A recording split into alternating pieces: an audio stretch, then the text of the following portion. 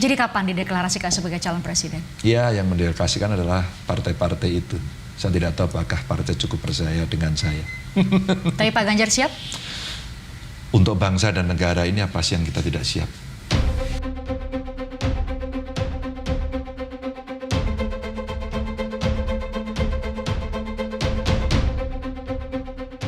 Portal berita1.com menulis warta mengejutkan. Eksklusif, Ganjar Pranowo siap maju calon presiden. Ada embel-embel eksklusif di dalam berita itu, menunjukkan hanya portal berita itulah yang mendapatkannya. Kemudian konten mulai ditayangkan pada hari Selasa 18 Oktober 2022 pukul 20:59 waktu Indonesia Barat.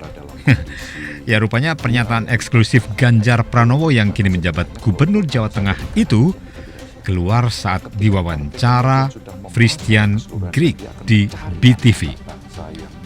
Dalam konteks nilai berita, pernyataan Ganjar mengandung kebaruan atau novelty yang selama ini tidak atau belum ada, yakni terkait kesiapannya maju sebagai calon presiden RI yang kelak bakal menggantikan Presiden Joko Widodo. Nah, mencermati pernyataan terbaru Ganjar terkait nasib dirinya itu sendiri merupakan hal baru. Belum ada respons dari internal partainya.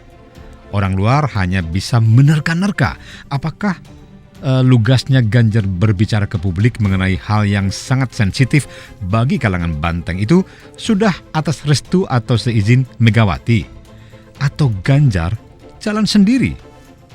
Ya, Ganjar seolah-olah cek ombak.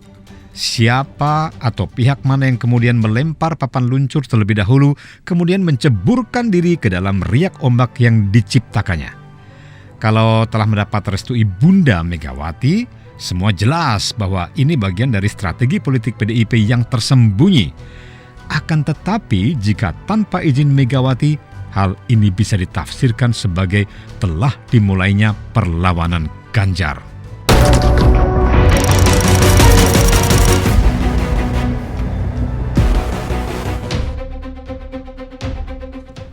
Kita ketahui bersama, selama ini Ganjar hanya bungkam dan bungkam di saat elektabilitasnya terus menjadi pemuncak di antara para bakal capres lainnya. Ya, sebut saja Prabowo Subianto dan Anies Baswedan. Maka ketika Ganjar menjawab dengan nada retorika, untuk bangsa dan negara ini, apa sih yang kita tidak siap? Atas pertanyaan presenter BTV tentang kesiapannya sebagai bakal capres. Hal itu menunjukkan kemajuan besar dalam diri Ganjar yang selama ini diam 1000 bahasa terkait pencalonannya. Dalam konstelasi politik nasional, Ganjar adalah anomali di dalam tubuh PDIP. Dia ini bukanlah kader terbaik.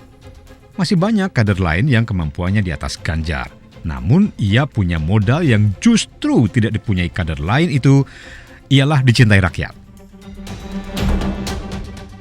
Nah, kalau ada yang menggugat rakyat mana yang mencintai Ganjar, maka debatnya akan berkepanjangan dan tidak berkesudahan. Ya, tetapi paling simpel adalah melihat elektabilitasnya yang banyak dirilis lembaga survei mandiri. Di dalam tubuh PDIP, jelas ada kader yang mereka sebut kader terbaik, merujuk superlatif dan hanya satu. Tetapi elektabilitasnya masih berada di sekitar mata kaki untuk sekedar mengontraskan dengan Ganjar yang sudah berada di kepala. Satu-satunya kader terbaik itulah yang kini atau paling tidak sampai saat ini dimajukan atau digadang-gadang sebagai bakal capres partai yang dipimpin Megawati Soekarno Putri itu. Ini tidak usah marah atau misuh-misuh ya. Itu sepenuhnya hak PDIP, sama seperti Nasdem mencalonkan Anies Baswedan. Kembali ke wawancara televisi itu, Ganjar menjelaskan bahwa dirinya sudah menjadi anggota partai sejak tahun 1990-an ketika PDIP masih bernama PDI, bahkan sejak masih mahasiswa. Tentang dukungan dari parpol di luar PDIP yang sudah menyatakan dukungannya sebagai capres, Ganjar menghormati proses yang terjadi di dalam parpol. Ganjar mengatakan, Saya itu anggota partai. Ya. Tentu saya melihat ada dua realitas. Ya. Realitas pertama adalah saya anggota partai dan ada proses politik di dalam partai yang harus kita hormati. Yang kedua, ada realitas sosial, realitas survei yang memang itu ada. Maka biarkanlah kita kasih kesempatan kepada partai yang menentukan untuk mereka berdialog, mereka berkomunikasi untuk mengambil yang terbaik. Simpel kan?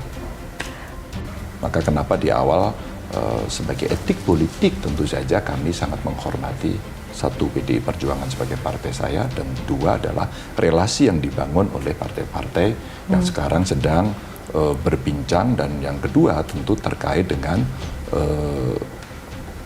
realitas yang ada di survei dan kemudian semua orang memperbincangkan. Kan suara rakyat juga tidak boleh diabaikan. Meski Ganjar mengaku sedang menunggu hasil konsolidasi partai, dalam hal ini PDIP, realitas politik yang terjadi sampai saat ini, PDIP masih mendorong dengan sangat kuat Puan Maharani selaku anak biologis Megawati sebagai capres. Nah, kalau melihat peraturan perundangan, ini memang hanya PDIP yang berhak mengusung pasangan capres dan cawapres tanpa harus berkoalisi dengan parpol lainnya. Ini artinya PDIP ini bisa dan berhak mengawinkan Puan dengan siapa saja. Ya, suka-suka tanpa harus mempertimbangkan lian. Hal ini terkait dengan telah memenuhinya ketentuan presidensial threshold atau ambang batas pencapresan, di mana PDIP memiliki 128 kursi di DPR. Sementara ketentuan presidensial threshold dalam Undang-Undang Nomor 7 Tahun 2017 Pasal 122, yakni 20% kursi DPR atau 25% suara sah nasional pemilu anggota DPR sebelumnya.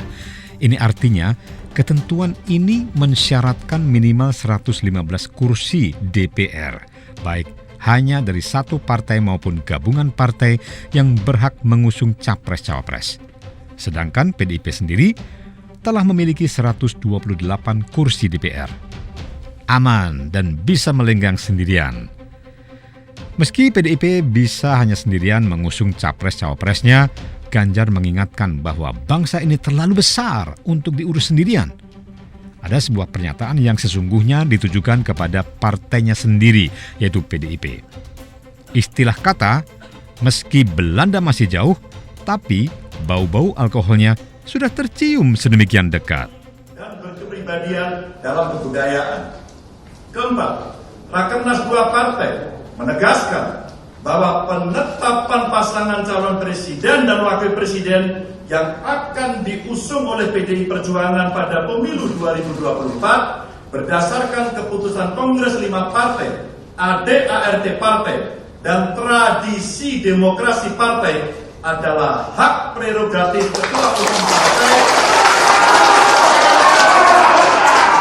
Profesor Dr. Honoris Causa Megawati Soekarno Putri.